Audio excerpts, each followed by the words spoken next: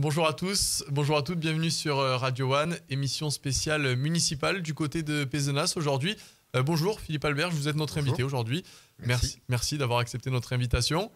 On commence direct dans le vif du sujet. Cette année, en 2020, les maires sortants, il y en a 50% qui ont décidé de ne pas se représenter.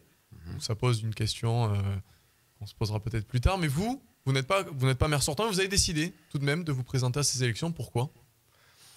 Parce que Pézenas est une ville extraordinaire. Elle a des atouts que peu de villes de notre région ont et qu'aujourd'hui, elles sont certainement sous-exploitées. Elles le sont sous-exploitées et que j'aime avant tout les Picénoises et les Picénois et qu'on est dans une situation, y compris économique, assez désastreuse et qu'il est temps de tourner la page, de changer d'horizon, de changer la matrice. Et donc, je me propose avec mon équipe d'aider à ce changement, voire à ce bouleversement. Vous parlez de tourner la page, ça remet donc en cause peut-être ce qui a été fait auparavant pour pouvoir changer complètement ce qui est fait à Pézenas. Est-ce qu'aujourd'hui, s'il y avait quelque chose, un projet ou quelque chose qui a été fait par l'équipe sortante, que vous regrettez qui a été fait ? Non, moi je ne suis pas là pour critiquer un bilan, je ne suis pas là pour regarder le bilan du maire sortant. Nous, on est là pour proposer de nouveaux projets, pour avancer. On regarde vers l'avenir, pas derrière. Et on a plein de nouveaux projets pour notre ville. Alors, on va en parler de oui, ces projets, ne vous inquiétez pas. Mais avant ça, pour peut-être les auditeurs qui ne vous connaissent pas encore, est-ce que vous pourriez vous décrire en 5 mots ? Me décrire ? Vous ? Je suis grand, je fais 1m83, j'ai les yeux bleus. Non, me décrire. Donc j'ai 53 ans, je suis professeur des écoles. Et j'ai été longtemps également représentant des personnels de l'éducation nationale. Je vis à Pézenas, je suis né à Pézenas, j'ai eu une vie professionnelle qui m'a amené aussi à travailler sur Paris et en région parisienne. Et aujourd'hui, je suis à Pézenas je suis revenu depuis à peu près une vingtaine d'années. Donc votre ville, Pézenas, pareil, comment vous pourriez la décrire en quelques mots ? C'est la ville. J'ai l'habitude de dire en plaisantant que c'est le centre du monde, c'est pas Perpignan, c'est bien Pézenas. C'est une très belle ville qui a une culture, une tradition culturelle, mais qui a aussi un patrimoine d'exception. Encore une fois, il y a peu d'exemples dans notre région. Une ville de cette taille, j'entends bien, qui a un centre historique qui est un véritable diamant qu'il faut maintenant polir.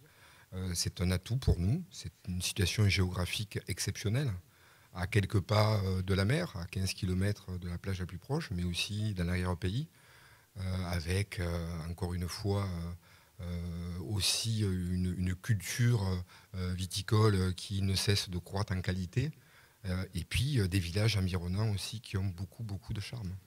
Mais il y a encore des choses à faire à Pézenas pour la rendre encore plus belle. Ah oui, Parmi vos sûr. projets, s'il y en avait 3 que vous deviez retenir et qu'on devrait retenir, les trois projets principaux pour votre ville.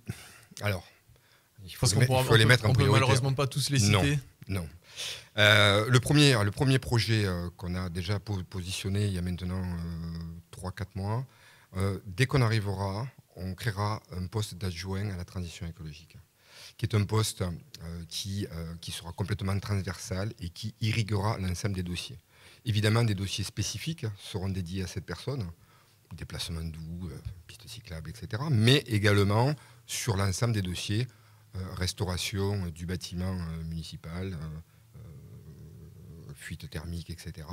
Donc tout ça sera géré par cette personne. Il en faut 2 autres, c'est ça ?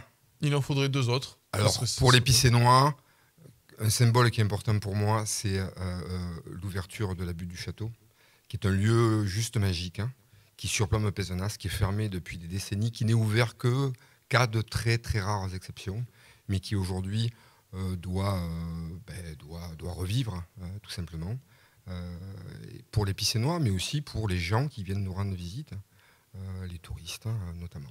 Est-ce que le centre-ville, redynamiser ce centre-ville de Pézenas, ça fait partie des points principaux de votre campagne et si vous êtes élu ? Bien sûr. Le centre-ville, alors, il y a le centre historique, et le centre-ville, c'est beaucoup plus large, là où il y a tout le commerce local qui est développé. Et on a un centre-ville qui est encore bien vivant, contrairement à d'autres villes de la même taille que la nôtre. Mais ce centre-ville-là, il faut le renforcer, il faut l'accompagner, il faut le développer avec une offre, notamment plus précise, commerciale piscinoise. Vous parliez d'un adjoint à la transition écologique. Ça fait partie des points qu'on aime mettre en avant sur Radio One, l'écologie, l'environnement, et forcément en 2020 le réchauffement climatique qui est dans toutes les têtes et toutes les discussions. Qu'est-ce qui va être fait, notamment grâce à cet adjoint à Pézenas pour améliorer la qualité d'air, la qualité de vie autour de l'environnement? Beaucoup de choses. On sait très bien sur les communes de nos tailles, donc à moins de 10 000 habitants, le déplacement se fait aux 2/3 via la voiture, ce qui pose des problèmes de stationnement, etc. Aujourd'hui, sur Pézenas, on a très peu de pistes cyclables, très peu de déplacements doux. Des trottoirs, quand il y en a, parce que l'avenue de Verdun, notamment, les Piscinois savent de quelle avenue je parle, il n'y a pas de trottoir, il n'y a que des fossés. Enfin, voilà, il y a tout ça qu'il faut réaménager, ça fait partie des priorités. Je pense aussi au chauffage de nos écoles, notamment avec des chaudières sur une école maternelle Charles Perrault qui est hors d'âge, puisqu'elle a plus de 50 ans quand même, la chaudière. Donc inutile de vous dire qu'en termes de consommation énergétique, on est dans des normes qui ne sont pas HQE, évidemment. Autre point sur Radio One, donc comme je vous le disais, on a trois projets, trois mesures phares sur Radio One. Donc l'environnement, la sécurité. Qu'est-ce que vous comptez faire pour améliorer la sécurité du quotidien des Piscinois et des Piscinoises? Alors, la sécurité, c'est un vrai débat qui sera au cœur évidemment de la campagne. Vous le verrez dans toutes les communes. Sur Pézenas, nous, on a accès avec un de mes colistiers, qui est ancien commandant de gendarmerie, qui s'appelle Jean-Loup Dupac, qui s'occupera de ce dossier-là. Donc c'est un professionnel. Et je trouve que c'est bien que la sécurité, ça ne s'improvise pas. On a une police municipale aujourd'hui qui est efficace. Mais peut-être qu'il faut l'étoffer, même certainement, puisqu'elle n'est pas présente la nuit. Alors, il ne faut pas qu'elle le soit forcément toute la nuit, mais en tout cas, aujourd'hui, il n'y a que la gendarmerie qui est là dans nos rues, sur plusieurs communes.